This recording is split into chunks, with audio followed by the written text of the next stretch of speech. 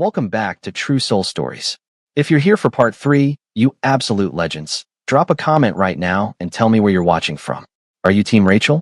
Team Minha? Or are you just here for the chaos? Because what you're about to witness is the most intense conclusion you could possibly imagine. If you haven't watched parts 1 and 2, stop right now and go back, because this finale will only make sense if you know everything that's happened.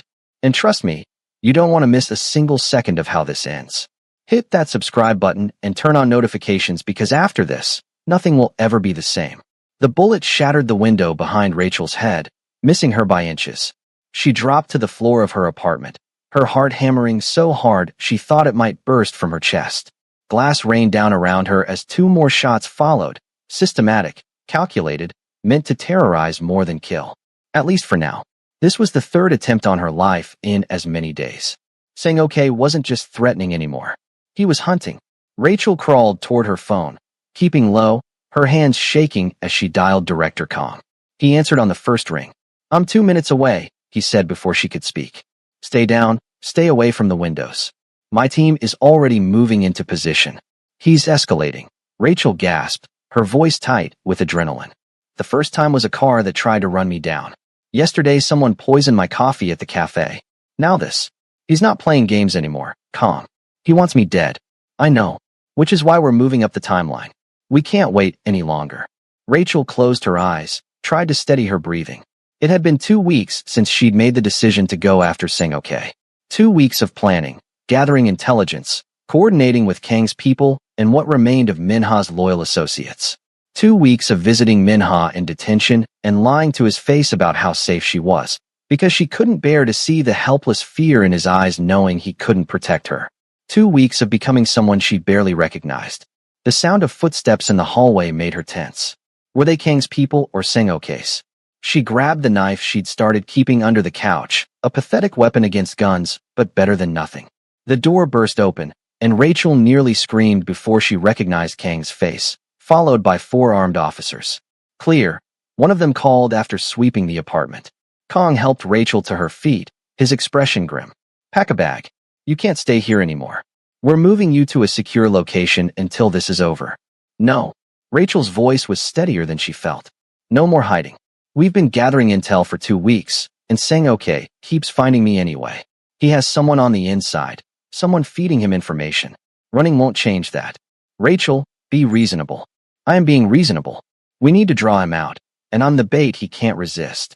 Rachel moved to her bedroom, started pulling out clothes not to pack, but to change into something more practical. "You said yourself we're running out of time. Minha's trial starts in 4 days. Once he's transferred to prison, Seng-ok will have even more opportunity to make his move. We end this now, tonight, or we might not get another chance." Kong followed her, clearly torn between professional caution and the knowledge that she was right. "What are you proposing?" "I'm proposing we stop reacting and start acting." Rachel pulled on dark jeans, a black jacket, boots meant for running. "Seng-ok thinks I'm a frightened girl playing at being brave. Let's show him exactly how wrong he is." "You've been talking to Yun-woo too much," Kong muttered. "She's been teaching you things, hasn't she?" Rachel smiled without humor. "She's been teaching me how to survive in a world of predators. Seems relevant given my current situation." What Rachel didn't tell Kong was just how much Yun-woo had taught her over the past 2 weeks. The ex-wife, living in protective custody and eaten alive by guilt, had become an unlikely mentor. She'd taught Rachel how to read people, how to spot tails, how to defend herself, how to think like someone in Seng-ok's position. It had been strange, learning from the woman who'd once tried to have her killed, but necessity made for odd alliances. And Rachel had learned well. "We have a location," one of Kang's officers called from the living room. "We tracked the shooter's trajectory. He fired from a building 3 blocks north. My team is moving to intercept." "Wait," Rachel said quickly. "Don't intercept. Follow him. He'll lead us back to wherever Seng-ok is operating from." Kong raised an eyebrow. "That's risky. If we lose him, we won't, because I'm going to make sure he has a reason to report back to Seng-ok immediately." Rachel pulled out her phone, opened her social media. She'd kept it active despite the danger, another piece of bait. "I'm going to post that I'm done hiding. That I know Seng-ok is scared to face me directly, so he sends his lackeys. That I'm challenging him to meet me, tonight, at the warehouse district in Ganshin where Marcus was held. The symbolism will be too much for him to resist. That's insane, Kong said flatly. You'll be walking into a trap. No, I'll be setting one. There's a difference. Rachel's fingers flew across her phone screen. You'll have teams positioned around the entire area. Snipers on the roofs, tactical units ready to move in. I go in wired, you monitor everything. The moment Sang-ok shows himself and makes a threat, you have him on tape and you move in for the arrest. And if he just decides to kill you on sight, then I hope your snipers are as good as you claim they are. Rachel posted the message, a direct challenge to Sang-ok that would definitely reach him within minutes. Besides, he won't kill me immediately. He's too arrogant. He'll want to gloat, to tell me how clever he is, to make sure I know how thoroughly he's beaten Minha. That's when we get him. If you think this plan sounds crazy, you're right. Drop a like if you're on the edge of your seat. Kong stared at her for a long moment, then pulled out his phone and started making calls. You have 4 hours to prepare. I'm bringing in every asset I have. If we're doing this, we're doing it right. Thank you. Don't thank me yet. If this goes wrong, Minha will never forgive me. Hell, I'll never forgive myself. Rachel touched his arm gently. It won't go wrong. We've got this. But even as she said the words, doubt gnawed at her. She was gambling everything on her read of Sang-ok's psychology, on the assumption that his arrogance would override his caution. If she was wrong, she'd be dead before Kang's teams could reach her. Still, what choice did she have? Keep running while Sang-ok picked off everyone she loved one by one? Live the rest of her life looking over her shoulder? No. Better to face the monster now, on her terms, than wait for him to strike when she was truly vulnerable. She thought about Minha, locked in detention, unaware of what she was about to do. She'd visit him one last time before the operation, but she wouldn't tell him the truth. She'd lie, smile, tell him everything was fine and that she'd see him tomorrow. Because if things went wrong tonight, she wanted his last memory of her to be a happy one. 3 hours later, Rachel sat in an unmarked van 2 blocks from the warehouse district, being fitted with a wire by one of Kang's technicians. Yunwoo sat across from her, having insisted on being present despite the danger. You don't have to do this, Yunwoo said quietly. There are other ways to get Sang-ok. Are there? Rachel challenged. Because from where I'm sitting, every other option gives him more time to hurt people. More time to plan. More time to destroy what's left of Minha's life. Minha wouldn't want you risking yourself like this. Minha doesn't get a vote right now. He's in detention because he chose to protect me and do the right thing. The least I can do is finish what we started. Rachel met Yunwoo's eyes. You understand that, don't you? You loved him once. You know he'd do anything to protect the people he cares about. Yunwoo's expression was complicated, layers of regret, and old love and new understanding. I do know. And I know I threw that away because I was too scared to be strong enough for him. Don't make my mistake, Rachel. But also don't die trying to be brave. There's a difference between courage and suicide. I know the difference. Rachel finished strapping on the protective vest under her jacket. It would stop most handgun rounds, but wouldn't save her from a headshot or rifle fire. Still, it was something. I'm not trying to be a hero. I just want this to end so Minha and I can finally have the life we deserve. The technician finished with the wire. You're live. We'll hear everything. See everything through the camera on your collar. Remember, if things go south, you say the word lighthouse, and we come in immediately. No waiting. Lighthouse. Got it. Rachel stood, checked her phone. Her post had blown up, thousands of comments and shares, and more importantly, she'd received a direct message from an unknown account. Brave words from a dead woman walking. Come alone to Warehouse 7. Midnight. Let's see if you're as tough as you pretend. It was 11:30 p.m. now. Time to move. Kong met her outside the van, his face creased with worry. My teams are in position. Snipers have clear sight lines on all entrances to Warehouse 7. Tactical units are staged within 30 seconds of your location. But Rachel, if he has hostages, if he set up explosives, if there are any complications we haven't anticipated, then we adapt. That's what we've been doing this whole time, right? Adapting, surviving, fighting back. Rachel managed to smile. Have a little faith, Director. We're going to win this. I hope you're right. Rachel started walking toward the warehouse district, her heart pounding, but her steps steady. The streets were empty this time of night, the industrial area abandoned except for security lights that cast long shadows. Every instinct screamed at her to turn back, to run, to choose safety over this confrontation.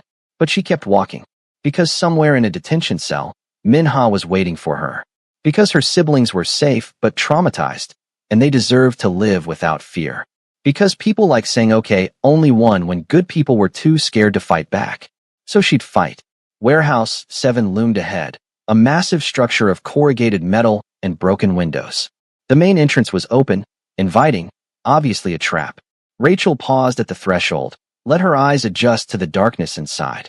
"I'm here," she called out, her voice echoing. "As requested. Alone. Where are you, Sing, okay? Too scared to face me." For a moment, nothing. Then lights flickered on, revealing the warehouse interior. It was empty except for a figure standing in the center, and Rachel's blood ran cold. It wasn't Sing, okay. It was Minha. But that was impossible. Minha was in detention, secured, safe. Except the man standing in front of her looked exactly like him, down to the scar on his left hand from a knife fight years ago. "Hello, Rachel," the man said, and his voice was Minha's voice. "Surprised to see me?" Rachel's mind raced, trying to understand. A twin? A doppelganger? Some kind of elaborate disguise? "Who are you? I'm hurt you don't recognize your own boyfriend." The man smiled, but it was wrong. Too cold, too cruel. Or maybe you're finally realizing that you never knew him at all. And then it clicked, pieces falling into a picture so horrible Rachel nearly collapsed. Minha doesn't have a brother, does he? There is no Sing, okay. There's only you. Here's where everything, and I mean everything, you thought you knew gets destroyed. Hit that subscribe button right now because you need to tell everyone about this twist. The man who looked like Minha laughed, genuine amusement in his voice. "Now she gets it. Took you long enough. Did you really think the story was that simple? Evil older brother returns from the dead to steal back his empire? Please. I expected better from you, Rachel." Rachel's legs felt weak, but she forced herself to stay standing. "I don't understand. I saw the evidence, the documents, the recordings. All fake. Well, not entirely fake. Embellished. Manipulated. Edited to tell the story I wanted told." The man circled her slowly, predatory. "You see, there never was a Lee Sing, okay. I'm Lee Minha. I've always been Lee Minha, the only son of the Lee family. But the divorce, Yunwoo, the evidence she gave us. Yunwoo believes what I wanted her to believe. She was given carefully doctored evidence by a man she thought was my brother, a man who was actually my associate in disguise, following my instructions perfectly. He stopped in front of her. I needed a villain, Rachel. Someone for you to fight against. Someone who would make you feel strong and brave and determined. Someone who would push you to your absolute limits." Rachel felt like she was falling through ice. Everything she thought was solid shattering beneath her. "Why? Why would you do this?" "Because I needed to know." Minha's, the real Minha's, expression was intense, obsessive. "I needed to know if you truly loved me, or if you were still the girl who came to that club looking for a meal ticket. I needed to see how far you'd go, what you'd sacrifice, who you'd become when everything was on the line." "You staged all of this? The kidnapping, the raids, the trial, all of it?" "Not all of it. Some pieces were real. Your feelings were real. I believe that now. But I had to test them, had to push you to see if you'd break." He reached out to touch her face, and Rachel flinched away. "And you passed, Rachel. You became exactly what I needed you to become. Strong, fierce, willing to fight for what you love. You're perfect now." Rachel felt bile rise in her throat. "You're insane." "I'm thorough. There's a difference." Minha glanced around the warehouse. "You're wondering about Director Kong right now, about your backup. Don't bother. Kong has been on my payroll for years. The tactical teams, the snipers, they're all my people. There is no rescue coming, Rachel. There's only you and me and the choice you're about to make." "What choice?" Rachel's voice was barely a whisper. "The choice to stay with me, knowing what I am, what I've done. Or the choice to try to leave, knowing that I'll never let you go." Minha stepped closer. "I love you, Rachel. More than anything. More than power. More than money. More than my own life. But I needed you to be strong enough to stand beside me, not just warm my bed. I needed you to be forged in fire until nothing could break you. You terrorized my family. You put my siblings through hell. I kept them perfectly safe. Uncomfortable, yes. Scared, absolutely. But unharmed. They were never in real danger, Rachel. Everything was controlled, calculated. Even the attempts on your life, they were meant to miss. To push you, not kill you." Rachel's hands clenched into fists, rage replacing shock. "You're a monster. I'm a man who knows what he wants and will do anything to get it." Minha's voice was calm, matter of fact. "I want you, Rachel. The strong, fierce, unbreakable version of you that I helped create. And now that you've been tested, now that you've proven yourself, we can finally build the empire we're meant to rule together. I will never forgive you for this. You don't have to forgive me. You just have to stay. Minha pulled out a gun, not pointing it at her, but making its presence known. Because the alternative is that you try to leave, and I can't allow that. You know too much, you've become too important. If you're not with me, you're a liability. And I don't allow liabilities to exist. Rachel's mind spun, trying to find a way out, trying to understand how everything had gone so catastrophically wrong. The man she loved, the man she'd been willing to die for, had orchestrated an elaborate psychological torture campaign just to test her loyalty. Had manipulated her, used her, transformed her into something she never wanted to be. And the worst part? A small, sick part of her understood why he'd done it. In his twisted logic, this was love. Possessive, obsessive, destructive love, but love nonetheless. I need time, Rachel said, forcing her voice to stay level even as her thoughts raced. To process this. To understand. You have until I count to 10 to decide. Stay and be mine, forever, in full knowledge of what that means. Or try to run, and discover just how far my reach extends. Minha's smile was gentle, affectionate, completely at odds with the horror of what he was saying. 1. Rachel's hand moved to her collar, to the wire she was wearing. But if Kong was working for Minha, then no one was listening. No one was coming to save her. She was completely alone. 2. She thought about her siblings, safe now, but forever changed by what they'd experienced. She thought about Yunwoo, who genuinely believed she was helping expose a conspiracy. She thought about all the people Minha had used as pawns in his game. 3. She thought about the life they could have had. The normal, quiet existence she'd dreamed of. The version of Minha she'd fallen in love with, tender and vulnerable and real. Had any of that been genuine, or had it all been performance? 4. Rachel's hand brushed against something in her jacket pocket. The knife Yunwoo had given her 2 weeks ago, a gift from one survivor to another. Such a small weapon against a man with a gun, but maybe, if she was fast enough, desperate enough. 5. Wait, Rachel said, holding up her hands. Just wait. Let me ask you something. Minha paused, curious. Ask, if I stay, if I choose you, does the manipulation end? Do we build something real? Or is this just the beginning of a lifetime of tests and games? That depends on you. Prove your loyalty completely, and you'll never need to be tested again. We'll be partners, equals, ruling together. Betray me, and you'll discover that this was the gentle option. Minha's expression softened slightly. I don't want to keep testing you, Rachel. I want to trust you. Give me reason to. Rachel nodded slowly, as if considering this. She took a step closer to him, then another. You want loyalty? Devotion? Proof that I'm strong enough to stand beside you. Yes. Then let me show you exactly what you've created. Rachel lunged forward, not with the knife, but with her hands, going for Minha's gun. He was fast, but she'd spent 2 weeks training with Yunwoo, learning to fight, to survive. She caught his wrist, twisted hard, and the gun clattered to the concrete floor. Minha's expression shifted from surprise to something almost like pride. There she is. There's my fighter. They grappled, and Rachel discovered that all his talk of tests hadn't been entirely lies. He was holding back, not trying to hurt her seriously, just defending himself, which gave her the opening she needed. She brought her knee up hard into his stomach, broke his grip, and dove for the gun. Her fingers closed around it just as Minha recovered, started toward her. Rachel pointed the gun at him, her hands steady despite her racing heart.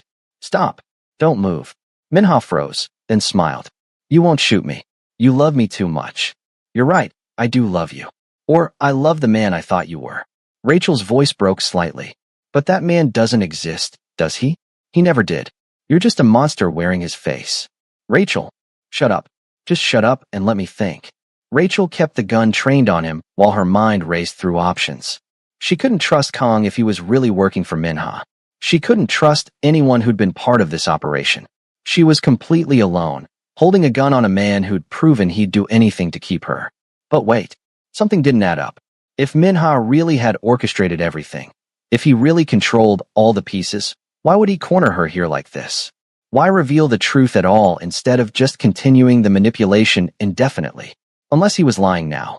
Unless this was another test, another layer to the game. Prove it, Rachel said suddenly. Prove that you're really in control. Call Director Kong. Have him come in here and confirm he's working for you. Minha's expression flickered, just for a second, and Rachel knew. He was bluffing. Not about everything, maybe not even about most things, but about something crucial. Rachel, put the gun down. Let's talk about this rationally. Call him. Now. Or I will put a bullet in your leg and walk out of here. You're making a mistake. The sound of footsteps echoed through the warehouse, and this time they came from multiple directions. Rachel spun, trying to track all the sounds, the gun wavering between targets. Director Kong emerged from the shadows, and with him were the tactical teams Rachel had been promised. But they weren't pointing their weapons at Rachel. They were pointing them at Minha. Lower your weapon, Rachel, Kong said calmly. We've got him. Rachel's gun didn't lower. How do I know you're really here to help? He said you were working for him. He lied. Again. Like he's been lying about everything. Kong moved closer, carefully, hands visible. We've been listening to every word. The real tactical team, not whatever fake scenario he tried to sell you. Rachel, you were never alone. We were always here. But he said, he's a manipulative sociopath who's been gaslighting you for months. Don't believe anything that comes out of his mouth. Kong gestured to his team. Secure him. Comment below if this twist just broke your brain, because we're not done yet. The tactical team moved in, but Minha didn't resist. He kept his eyes on Rachel, his expression unreadable. You really think this is over? You think they can hold me? Shut up, Kong snapped.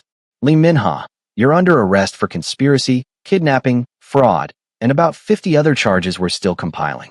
You have the right to remain silent, and I strongly suggest you use it. As they cuffed Minha, Rachel finally lowered the gun, her whole body starting to shake with delayed reaction. Yunwoo appeared from another entrance, her face pale, but her eyes sharp. Is it really over? Rachel asked. It's over, Yunwoo confirmed. The real Minha, the one you fell in love with, he's still in detention where he's been this whole time. This man, he's Minha's cousin, Lee Jinwoo. He's been impersonating Minha for weeks, building this elaborate scheme too. Honestly, we're still not entirely sure why. Rachel felt like the ground was tilting again. His cousin? The family resemblance is uncanny, and with some makeup, coaching on mannerisms, he pulled off the impersonation.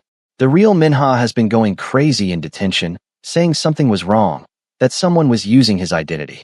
We thought it was paranoia until we started digging deeper. Yunwoo moved to Rachel's side, steadied her. The real conspiracy, the one we uncovered while investigating Sing-Ok, let us hear. Jinwoo has been embezzling from the organization for years. When Minha started cooperating with authorities, Jinwoo knew his crimes would be exposed. So he created this elaborate plot to discredit Minha further, drive you away, and escape with the fortune he'd stolen. Rachel stared at the man being led away in handcuffs. He looked so much like Minha, but now that she knew, she could see the differences. The eyes were slightly different shade. The scar on the hand was makeup. The voice was close, but not quite perfect. So the real Minha, he didn't do any of this? No. He's exactly who you thought he was. A man who fell in love with you, sacrificed his empire for you, and has been sitting in detention terrified that you were in danger and he couldn't help you. Yunwoo smiled slightly. He's going to be very relieved when we tell him you're safe. Rachel sat down hard on the concrete floor, overwhelmed. I almost shot him. I thought the man I loved had turned into a monster. But you didn't shoot him. You questioned, you tested, you trusted your instincts. Kong crouched beside her. Rachel, you've been incredibly strong through all of this. But it's okay to fall apart now. You're safe. It's really over. The tears came then, relief and exhaustion and residual terror all flooding out. Yunwoo sat beside her, put an arm around her shoulders, and just let her cry. After several minutes, Rachel wiped her eyes and looked up at Kong. I want to see him. The real Minha. I need to see him right now. We'll arrange it. But Rachel, there's something else you should know. Kang's expression was serious. Because of the new evidence about Jinwoo's embezzlement and frame-up, and because Minha's cooperation led us to uncover an even larger conspiracy, the prosecutors are dropping most of the charges against him. He'll probably serve 6 months for the lesser offenses, maybe less with good behavior and time served. He's going to be free soon. Rachel's breath caught. Free? Really free. Really free. To build that normal life you both wanted. Rachel started crying again, but this time from joy. 3 days later, Rachel sat in the detention center visiting room, waiting. The door opened, and Minha walked in, looking tired and thinner than she remembered, but undeniably himself. The real him. Their eyes met, and for a moment neither of them moved. Then Rachel was across the room, and he was holding her, and they were both crying and laughing and trying to talk over each other. "I'm so sorry," Minha said into her hair. "I couldn't protect you. I couldn't warn you. They wouldn't let me communicate, and Jin Woo was using my identity, and I was going insane thinking you were in danger. I'm okay. I'm okay, and you're okay, and it's over." Rachel pulled back to look at his face, really look at him. "It's really you, right? Not another trick, not another test. It's really me. I promise." Minha cupped her face gently. "Rachel, I love you. Not because you're strong or fierce or any of the things Jin Woo was trying to manipulate you into becoming. I love you because you're you. The woman who makes me laugh, who challenges me, who sees me as human. That's all I've ever wanted. I love you too. So much." Rachel kissed him, and it felt like coming home after a long, terrible journey. "When you get out, we're leaving. Both of us. We're going somewhere quiet, somewhere normal, and we're building the life we deserve. What about your siblings? Marcus and Emily are moving to Seattle. Fresh start, away from all of this. We'll visit, stay close, but they need space to heal." Rachel smiled through her tears. "We all do. Seattle sounds nice. We could go there too. Or maybe Boston. I've always wanted to see the East Coast in fall. Boston it is." Minha kissed her again, gentle and sweet. "Thank you for not giving up on me. On us. Thank you for being worth fighting for." They sat together for the remainder of the visit, making plans, dreaming about their future, holding on to each other like lifelines. And for the first time in months, Rachel felt genuine peace. 6 months later, Rachel stood in a small apartment in Boston, unpacking boxes. It was nothing like Minha's penthouse in Busan, cramped and old and perfect. Their new life was simple, quiet, deliberately normal. Minha had been released 3 weeks ago, and they'd left Korea immediately. He'd liquidated his remaining assets, set up trust funds for people who'd been hurt by the organization, and walked away from everything his family had built. Now he worked as a consultant for a security firm, using his strategic mind for legitimate purposes. Rachel had enrolled in a graduate program for psychology, finally pursuing her dream of becoming a child psychologist. They grocery shopped together, binge-watched TV shows, argued about whose turn it was to do dishes. It was boring and domestic and absolutely wonderful. "I think I put the books in the wrong box," Minha called from the bedroom. "Have you seen anything labeled office supplies?" "Try the one marked kitchen," Rachel called back. "I may have mislabeled a few things." Minha emerged, holding a box clearly marked kitchen that was full of books. "You're terrible at this. And yet you love me anyway. And yet I love you anyway." He set down the box and pulled her close. "Are you happy? Really happy?" Rachel thought about everything they'd been through. The manipulation, the danger, the terror. The moments of genuine love buried under layers of conspiracy. The strength she'd found in herself. The choices she'd made. The person she'd become. "Yes," she said honestly. "I'm really happy." "Are you?" "More than I ever thought possible." Minha kissed her forehead. "Though I do miss the ocean sometimes. Boston Harbor isn't quite the same as Houndy Beach. We can visit Korea someday. When enough time has passed, when it's safe. Maybe. Or maybe we build new memories in new places. Start fresh, completely." "Start fresh," Rachel agreed. "I like the sound of that." They returned to unpacking, the comfortable silence of two people who'd been through hell together and come out stronger. The boxes slowly emptied. The apartment slowly became a home. That evening, as they sat on their small balcony watching the sun set over Boston, Rachel's phone buzzed. A text from an unknown number. "Congratulations on your new life. You've earned it. Stay safe, stay happy, and maybe one day our paths will cross again under better circumstances." "Why?" Rachel showed the message to Minha. "Yunwoo. Probably. She disappeared after everything came out about Jin Woo. Witness protection, maybe, or just chose to vanish." Minha wrapped his arm around Rachel's shoulders. "Are you going to respond?" Rachel thought about it, then deleted the message. "No. That chapter is closed. Time to focus on this one." "Good call." They sat together as the sky turned purple and gold, two people who'd survived an impossible situation and found their way to something real. The past would always be there, scars and memories that couldn't be erased. But the future stretched ahead, full of possibility and promise. And for the first time in their entire relationship, they were finally free to simply be together. No empires, no conspiracies, no tests or games. Just Minha and Rachel, building a life one normal, beautiful day at a time. But of course, because this is their story, normalcy couldn't last forever. 2 months into their Boston life, Rachel came home from class to find Minha on the phone, his expression tense. She waited until he hung up before asking what was wrong. That was Director Kong. They found Jinwoo dead in his cell. Apparent suicide, but Kong doesn't believe it. He thinks someone got to him. Rachel felt a chill run down her spine. Who? That's the question. Jinwoo was about to testify about the larger conspiracy, the people who'd been helping him, the network of corruption he'd been part of. Whoever killed him wanted to keep those secrets buried. Minha ran his hand through his hair, a gesture Rachel recognized as stress. Kong thinks we might still be in danger. That whoever ordered the hit might come after us next, tie up loose ends. So what do we do? Minha looked at her, and Rachel saw the old calculation in his eyes, the strategic mind that had built an empire. We could run again. New city, new identities, disappear completely. Kong could help us. Or, Rachel prompted, because she could see there was an alternative in his mind. Or we finish what we started. We help Kong expose the entire network, bring down everyone involved, and end this permanently. Minha's voice was steady, but his eyes held a question. But that means giving up this normal life we've built, at least temporarily. It means danger again, conspiracy again, becoming the people we were trying to leave behind. Rachel walked to the window, looked out at the Boston street below. A mom walked by with a stroller. A teenager carried groceries. Normal people living normal lives, blissfully unaware of the darkness that existed in the shadows. She thought about Marcus and Emily, finally healing from their trauma.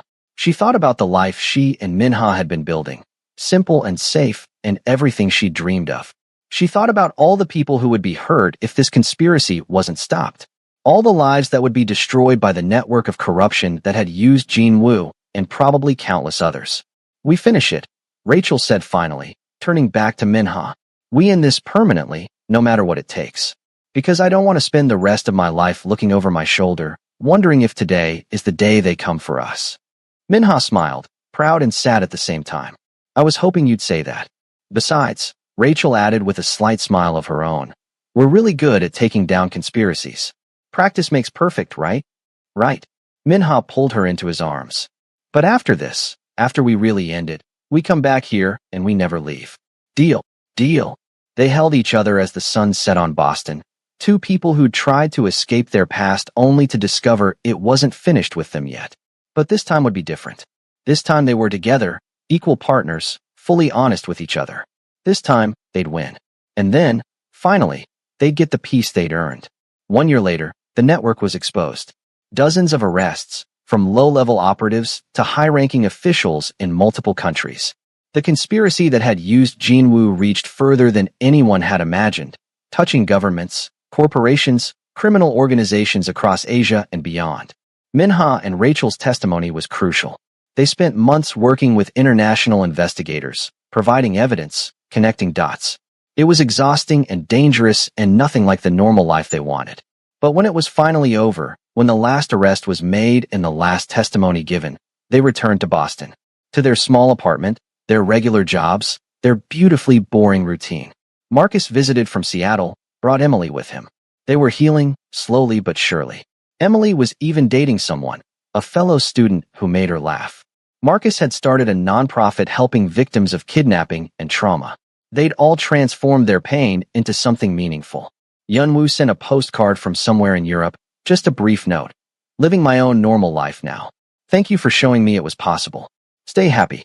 Director Kong retired, published a memoir about the case that became a bestseller. He split the proceeds with the victims of the conspiracy, insisted that healing was more important than profit. And Minha and Rachel? They got married in a small ceremony with just their siblings present. No empire, no drama. Just two people promising to love each other through whatever came next. Rachel finished her degree, opened a small practice helping children process trauma. Minha continued his security work, using his experience to help keep people safe. They adopted a dog, a rescue named Lucky who'd been through his own trauma and found a home with them. On their first anniversary, they sat on their balcony watching the sunset, Lucky curled up at their feet.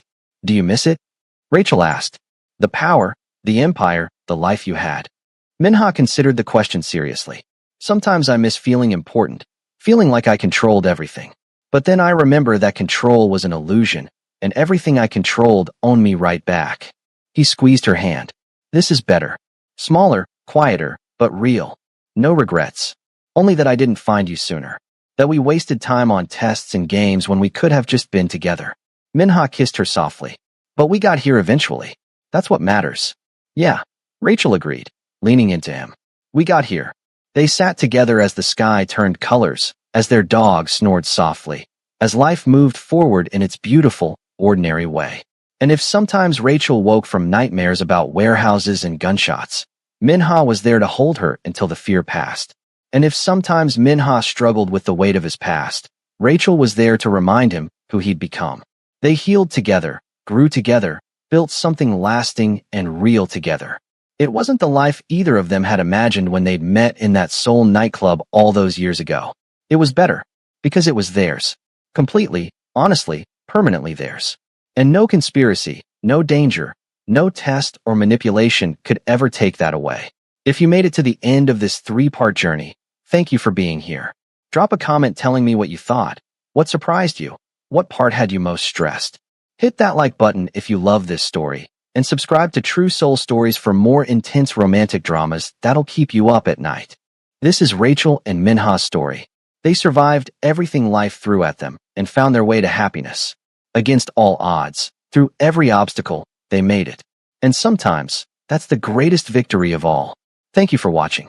Until next time, stay safe, stay strong, and remember, love is worth fighting for. Always.